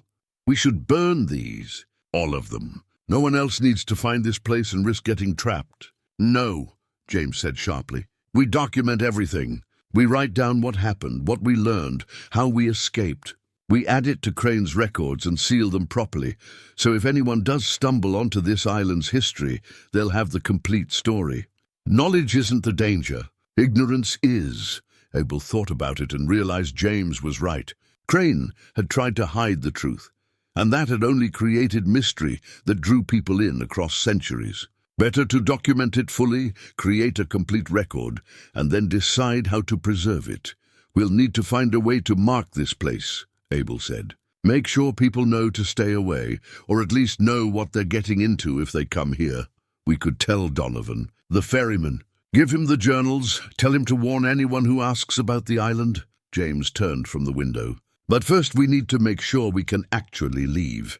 The island might be sealed, but we need to test whether the ferry will come, whether we can physically depart. They spent the afternoon preparing. Abel gathered his belongings, packed his journals, cleaned the shack as best he could. James retrieved his backpack from the northern campsite, bringing back 43 years of scattered possessions and failed attempts to escape. As the sun began to set, they stood on the dock and James fired the flare gun into the sky. The red star arced high, brilliant against the darkening blue, then faded. They waited, watching the horizon, neither man speaking. The tension was thick enough to taste. 30 minutes passed, then 40. Abel was beginning to think the island wouldn't let them go after all. That they'd sealed the convergence point, but remained trapped by some other mechanism they didn't understand. Then Donovan's ferry appeared. rounding the island's southern point, engine rumbling steadily across the calm water. "Thank God," James breathed. "Thank God." The ferry approached the dock, and Donovan's weathered face appeared at the rail, curious and slightly concerned. "Didn't expect to see a flare so soon," he called as he maneuvered the boat alongside the dock. "Everything all right?" "It is now," Abel said. "We're ready to leave." "Both of us?" Donovan looked at James with interest. "Don't recall bringing you out here." "I've been here a while," James said. "Longer than I meant to be. But I'm ready to go home now." They loaded their sparse belongings onto the ferry, and Abel took one last look at the island. The shack stood silent in the fading light, already looking abandoned again. The beaches were empty. The interior forest was still and peaceful. There was no sign of the temporal chaos that had existed beneath the surface, no hint of the 400-year-old mystery they'd solved. Just an island. "Nothing more, you sure about leaving?" Donovan asked as they cast off. "Paid good money for that place." "I'm sure," Abel said. "It's not what I was looking for after all." The ferry pulled away from the dock, and Abel felt the anchor half in his pocket growing warmer, as if acknowledging the distance. He glanced at James, and saw the other man touching his pocket too, where his half of the anchor rested. They were linked now, bound by the shared artifact and the shared experience. Two men who'd faced the impossible and survived by making the choice no one expected. Not competition, but cooperation. Not individual salvation, but shared rescue. As the island receded into the gathering darkness, Abel thought about Captain Crane, still existing somewhere in the spaces between moments, watching all possible futures unfold. He hoped the captain had seen this outcome, hoped Crane knew his sacrifice had finally achieved its purpose. "What will you do?" Abel asked James as they stood at the rail. "After 43 years, where do you even start?" "I have family in San Francisco. Had family, I should say. My wife, my daughter, they'll be old now. Older than me, probably. My daughter would be in her 60s. James's voice was thick with emotion. "I don't know if I can just show up, explain where I've been.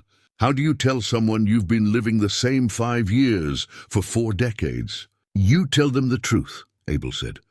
"Or as much of it as they can handle. You tell them you got lost, and it took you a long time to find your way home, but you never stopped thinking about them." James nodded slowly. "What about you?" "Where will you go? I don't know yet.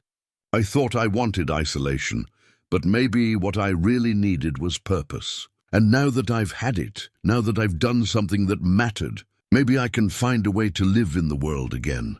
They stood in comfortable silence as the mainland drew closer, watching lights appear along the coast, civilization, normal time. The world they'd almost lost forever. In Abel's pocket, the anchor half pulsed gently, a reminder that they weren't entirely normal anymore. They'd seen too much, understood too much about the nature of time and reality. They'd exist slightly out of sync with everyone else for the rest of their lives, protected from temporal distortion, but forever changed by the knowledge. It was a price Abel was willing to pay. Better to be free and different than trapped and unchanged, living the same moments over and over until you forgot what it meant to be human. The ferry docked as full darkness fell. Donovan helped them unload their belongings, accepting payment and asking no questions about where James had come from or why they both looked like men who'd seen ghosts. "The island," Abel said before they left. "Don't bring anyone else out there. It's not safe." "Wasn't planning to," Donovan said. "Place has a reputation. You two are the first people I've taken out there in 5 years who've actually come back." That stopped Abel cold. "What happened to the others?" "Don't know. Couple of them never fired a flare. Figured they died, maybe fell off the rocks or something. One fellow did fire a flare after a few months, but when I got there the island was empty. His stuff was still in the shack, but he was gone. Just vanished." Donovan shook his head. "I told the bank they should just let the place rot. Ain't worth the trouble." "No," Abel agreed. "It's not." They walked up the dock to the mainland, leaving Donovan and his ferry behind. James stood at the edge of the street, looking at the town with wonder and fear. "It's been 43 years, he said quietly. "Everything's different. The cars, the buildings, even the streetlights look wrong. I don't know how to exist in this world anymore. You learn, Abel said. Same way you learn to survive on the island. One day at a time, one moment after another, moving forward, because that's the only direction time goes. He pulled out the anchor half and looked at it in the streetlight. The mist inside swirled peacefully, content now that its purpose had been fulfilled. We carry this knowledge together, Abel said. We're the only ones who understand what really happened out there. That makes us responsible for making sure it doesn't happen to anyone else. Agreed. So what do? We live, Abel said simply. We live our lives as best we can, knowing what we know, carrying what we carry. And if anyone ever needs to hear the true story, if someone comes asking the right questions, we'll be ready to tell them. James nodded. They stood together at the edge of the street, two men forever changed by an impossible week on a forgotten island, holding pieces of a broken artifact that pulsed with stolen time.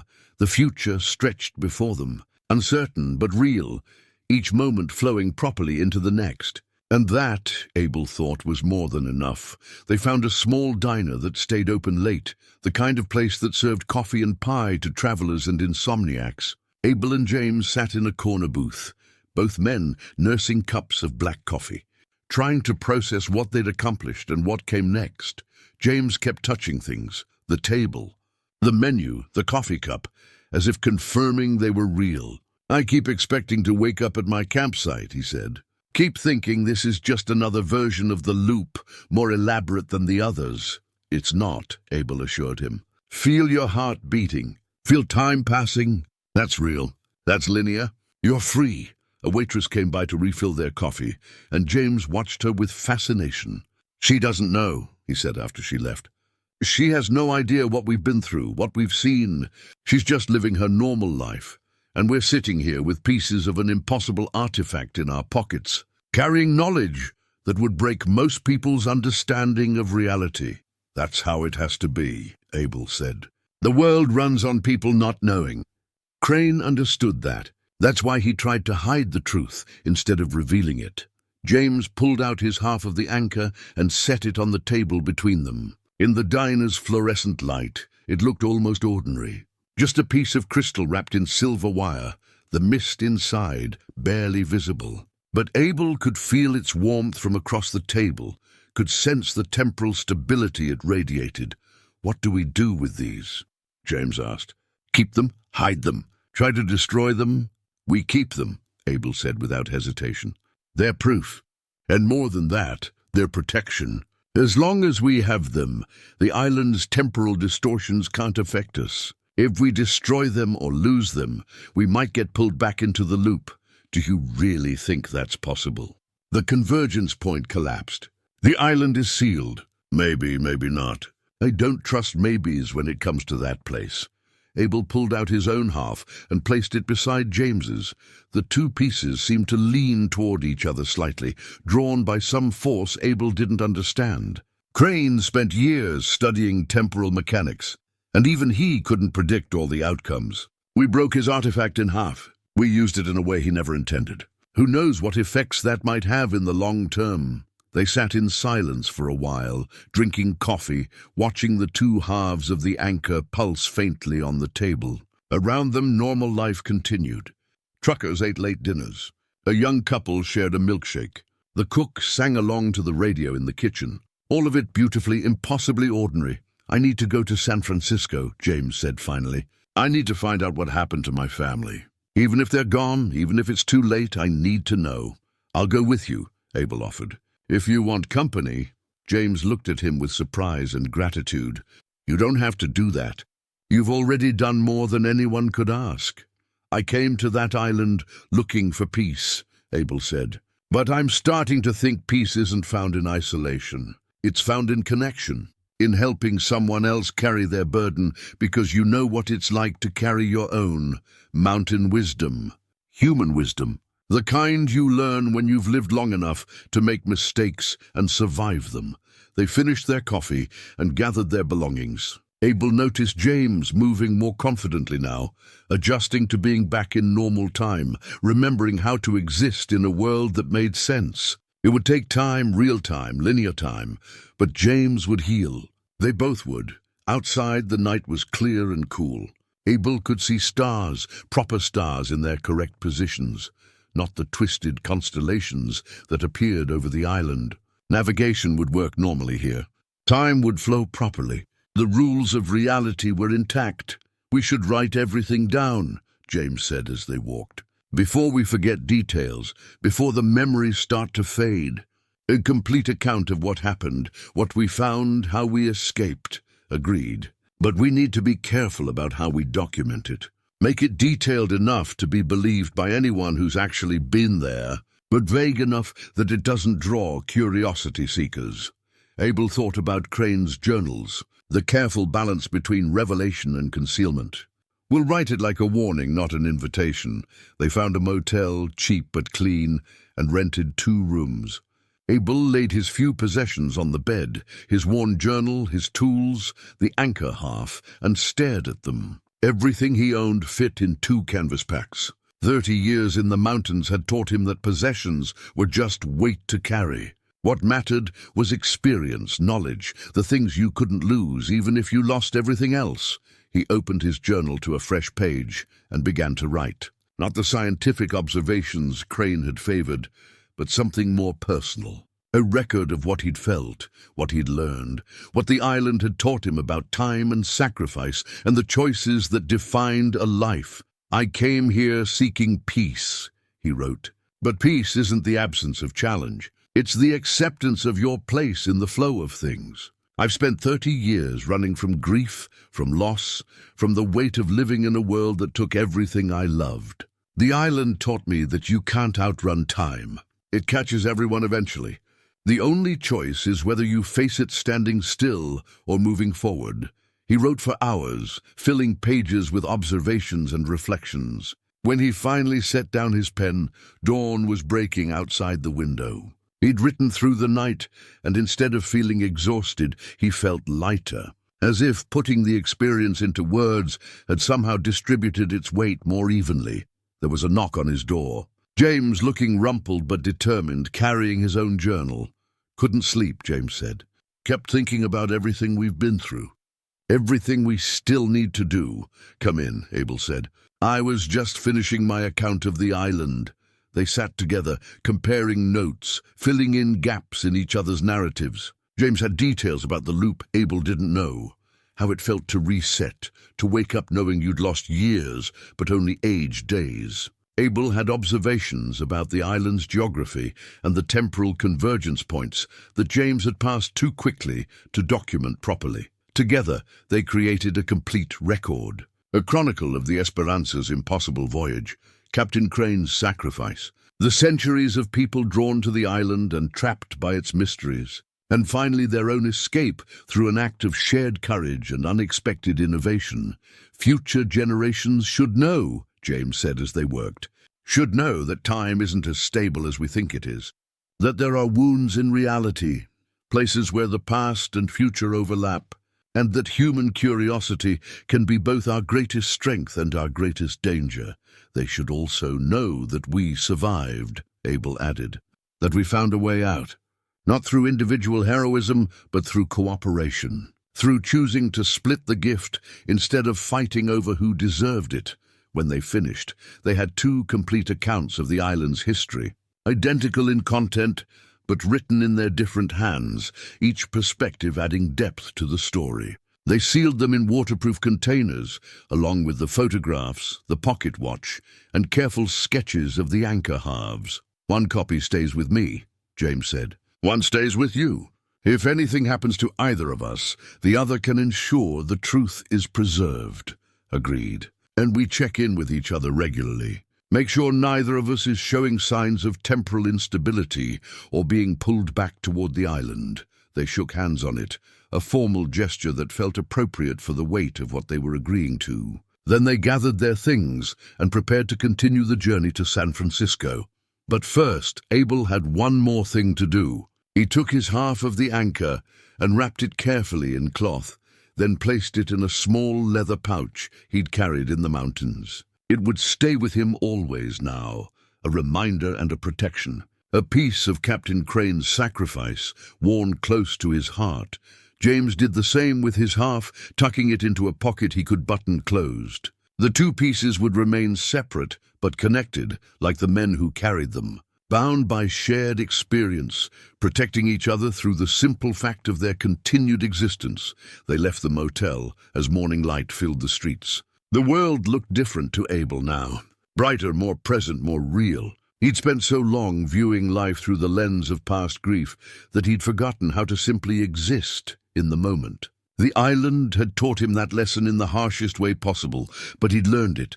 Time only moved forward. And the only choice was whether you moved with it or tried to stand still and got swept away.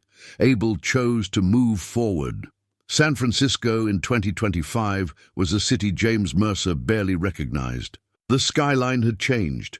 The streets were full of technology he'd never seen, and everywhere he looked, the world had moved on without him. Abel stayed close, offering quiet support, as James navigated the overwhelming reality of being 43 years displaced from the life he'd known. They found James's old address first. The house was still standing, but painted different colors, clearly occupied by a different family. James stood across the street, hands in his pockets, just looking. "My daughter would have been 8 when I disappeared," he said quietly. "She'd be 51 now. Older than I am. My wife would be in her 70s if she's still alive." "We can find out," Abel said. "Public records, property deeds. We can track them down if you want." "I don't know if I do," James admitted. "What would I even say?" "Hi, I'm your husband who vanished in 1982. I've been trapped in a time loop on a cursed island, but now I'm back, and I haven't aged much. Want to catch up?" "You tell them you got lost," Abel said. "That you were trying to understand something about your family history, and you got in too deep. That you've been trying to find your way home ever since. It's the truth, just simplified." James nodded slowly. "I need time to think about it, to figure out if approaching them would help or just cause more pain." They walked through the city for hours, James pointing out places he remembered and marveling at how they'd changed.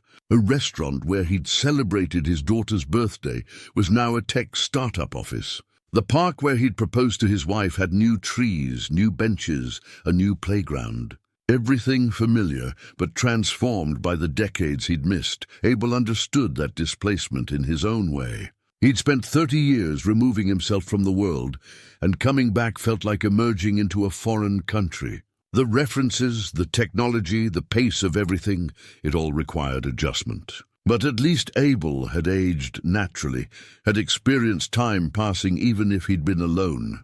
James had to reconcile being a 40-year-old man in a world that remembered him as 83, if he was still alive. They found a library and used the public computers to search for records. It took an hour of careful research, but they found her. James's wife, Eleanor Mercer, still alive, living in an assisted living facility in Oakland. Their daughter, Rebecca, was listed as her emergency contact, with an address in Sacramento. James stared at the screen for a long time, not speaking. Finally, he said, "She moved on." Of course she moved on. What else could she do? "I was declared dead in 1989, 7 years after I disappeared." She had to move on. She had to survive. "You have a choice," Abel said. "Contact them or don't. There's no wrong answer here. Only what you can live with. What would you do?" Abel thought about Jenny, decades ago, and the life they'd planned together before illness took her. He thought about the letters he'd written but never sent, the grave he'd visited one last time before heading to the mountains. He thought about all the things left unsaid because he'd been afraid or angry or too broken to face them. "I'd reach out," Abel said quietly. "I'd take the risk, because wondering what might have been is worse than knowing for certain, even if the knowing hurts." James nodded and wrote down the addresses. Then they left the library and found a small apartment Abel could rent month to month. Nothing fancy, just a place to stay while they figured out their next steps. Abel had money saved from selling his mountain gear and trapping supplies. It would last a few months if they were careful. That evening, James sat at the small kitchen table and wrote a letter. Not explaining everything, that would come later if at all, but reaching out. Letting his family know he was alive, that he'd been lost but had found his way back. and that he understood if they'd moved on without him. Abel sat nearby, reading through his own journal entries, adding notes and observations about their first days back in normal time. The anchor half in his pocket remained warm, a constant reminder of what they'd survived. He'd catch himself reaching for it sometimes just to confirm it was still there, still protecting him. 3 days later, James got a response. His daughter Rebecca called the number he'd included in the letter. Abel sat in the other room while James talked to her, giving him privacy for a conversation 43 years delayed. When James emerged an hour later, his eyes were red, but his expression was lighter than Abel had seen since they left the island. "She wants to meet," James said. "She's cautious, obviously. Thinks maybe I'm a con artist or someone pretending to be her father. But she's willing to talk. And my wife, Eleanor, she's in early-stage dementia but still has good days. Rebecca thinks on a good day she might remember me." "That's good," Abel said. "That's a start. Rebecca's coming here next weekend. She wants to see me in person, see if I'm really who I claim to be. I don't know how I'm going to explain why I look 40 instead of 83. You tell her the truth she can handle. You were lost. You survived. The specifics don't matter as much as the fact that you're here now, ready to be part of her life again if she'll let you." James sat down heavily. "What about you? Do you have anyone to reach out to?" Abel thought about it. "No, everyone I cared about is gone. Jenny died 30 years ago. My parents are long dead. I had a brother, but we lost touch decades ago. I don't even know if he's still alive. So what will you do?" "I'll stay here for a while. Help you reconnect with your family. Make sure you're stable, that the anchor is really protecting you from any lingering temporal effects. And then I'll figure out what comes next." "You could stay," James suggested. "San Francisco is as good a place as any. We could watch out for each other, make sure neither of us shows signs of being pulled back to the island." Abel smiled. "Maybe. Let's see how your reunion goes first." One step at a time, the week passed slowly but steadily. Abel found work helping a construction crew, using skills he'd honed, building shelters in the mountains. It felt good to work with his hands, to create something solid and real. James spent his time preparing for the meeting with his daughter, organizing his thoughts, trying to figure out how much truth to reveal. On Saturday, Rebecca Mercer came to the apartment. She was a handsome woman in her 50s, with her father's dark eyes and a cautious, analytical expression.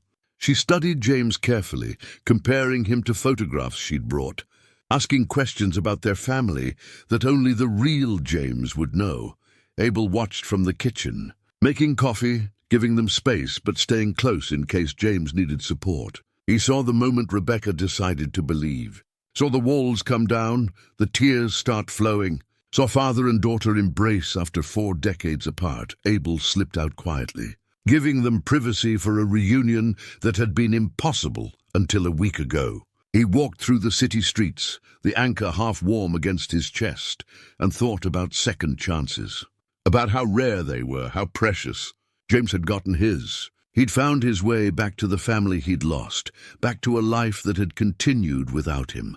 Abel wasn't sure he'd get the same gift. But maybe that was all right. Maybe his purpose had been to help James reach this moment, to make the choice in that final chamber that allowed them both to escape, to share Crane's sacrifice instead of fighting over it. He found himself at the waterfront, looking out at the bay. Somewhere beyond that horizon was Gull's Rest Island, sealed now, its temporal wound closed. Captain Crane was still there, existing in all moments simultaneously, watching all possible futures unfold. Abel hoped the captain could see this moment, see that his sacrifice had led to this reunion, this healing. When Abel returned to the apartment hours later, Rebecca was still there. She and James sat close together on the couch, filling in 43 years of missed history. Rebecca told her father about her life, her career as a teacher, her own daughter who would be his granddaughter. James listened and asked questions, and tried to absorb decades of family history in a single afternoon. Rebecca looked up when Abel entered. "You're the one who helped him get back," she said. "He told me about you, about the island, Not everything, James said quickly. Just that we were both there, both got lost, and we helped each other find the way home. Thank you, Rebecca said to Abel, whatever happened out there. Whatever you both went through, thank you for bringing my father back. Abel nodded, not trusting himself to speak. The gratitude in her eyes was almost too much to bear. He'd spent 30 years alone, believing he had nothing left to contribute to the world. But here was proof that one choice, one moment of deciding to help instead of walking away, could matter more than he'd imagined. Over the following weeks, James slowly rebuilt connections with his family. He met Eleanor at the assisted living facility on one of her good days, and though she didn't fully remember him, she smiled when he held her hand and said his name felt familiar.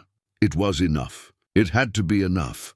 Rebecca brought her daughter to meet James, his granddaughter, a woman in her 20s, who'd grown up hearing stories about the grandfather who'd disappeared. She was cautious but kind, willing to let this strange man who claimed to be family prove himself over time. Abel watched it all from the periphery, helping when needed, but mostly staying out of the way. This was James's journey now, his healing. Abel had played his part, but he wasn't forgotten. Rebecca invited him to family dinners. James's granddaughter asked him questions about survival in the wilderness, fascinated by his mountain stories. Slowly, without quite meaning to, Abel found himself being drawn into their circle. Not as family exactly, but as something close to it. A friend who'd been through the impossible and survived.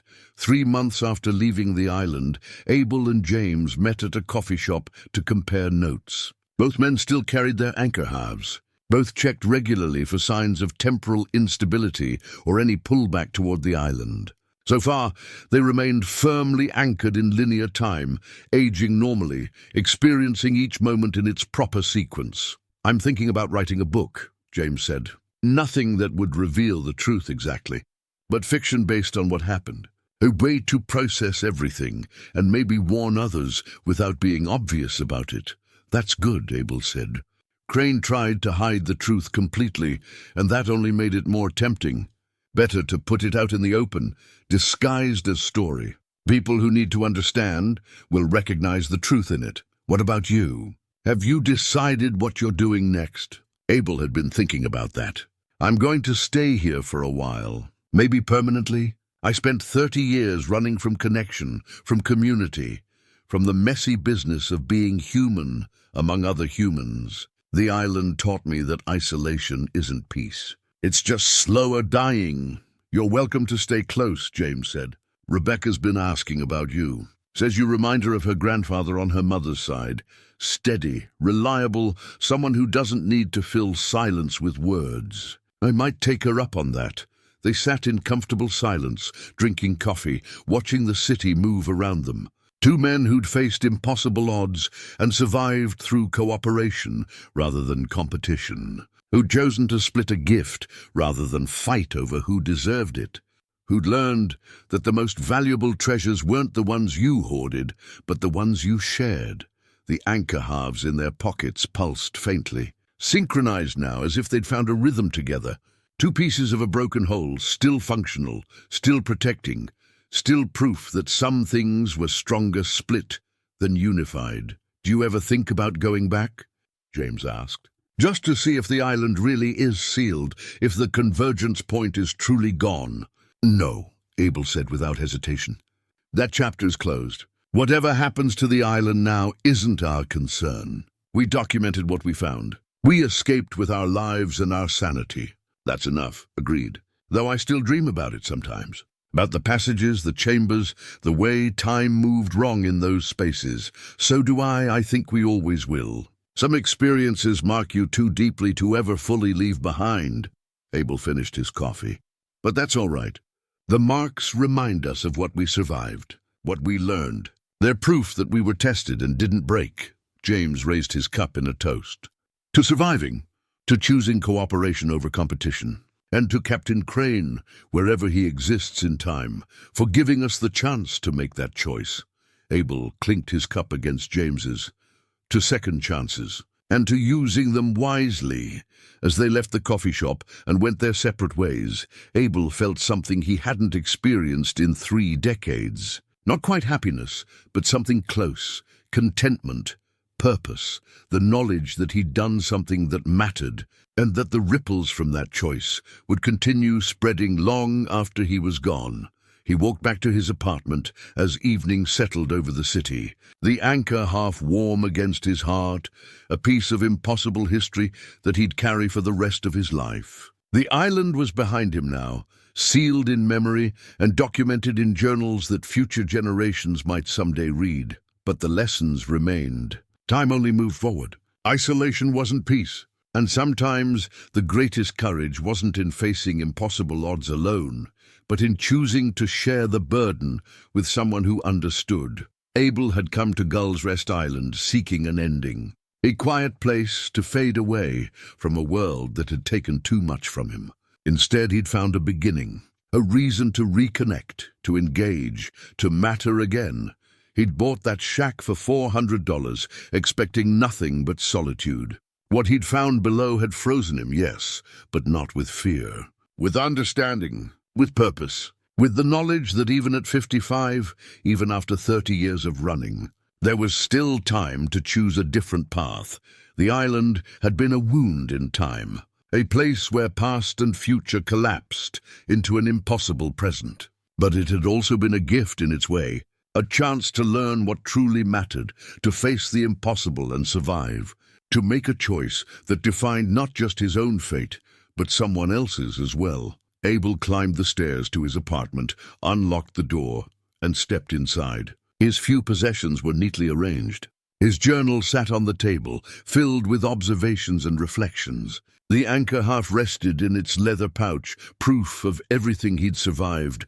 He made a simple dinner, ate it slowly, and then sat at the table to write. Not about the island this time, but about the future. About the life he was building in San Francisco, the connections he was forming, the small ways he was learning to be part of the world again. Outside his window, the city lights glowed against the darkness. Somewhere out there, James was with his family, building bridges across 4 decades of absence. Somewhere beyond the bay, the island sat empty and quiet, its secrets finally sealed, its temporal wound closed. And here in this small apartment, Abel Cross wrote about second chances and the courage it took to accept them. About a mountain man who'd sought peace in isolation and found it instead in connection. About an impossible artifact split in two, protecting the men who'd chosen cooperation over competition. The story wasn't over. It never really was. Time kept moving forward, each moment flowing into the next, and the only choice was whether you moved with it or got left behind. Abel chose to move forward. And for the first time in 30 years, he did so without fear, without regret, carrying the weight of impossible knowledge, but no longer alone. The island was behind him. The future stretched ahead. And that, he thought as he wrote the final words in his journal, was exactly how it should be.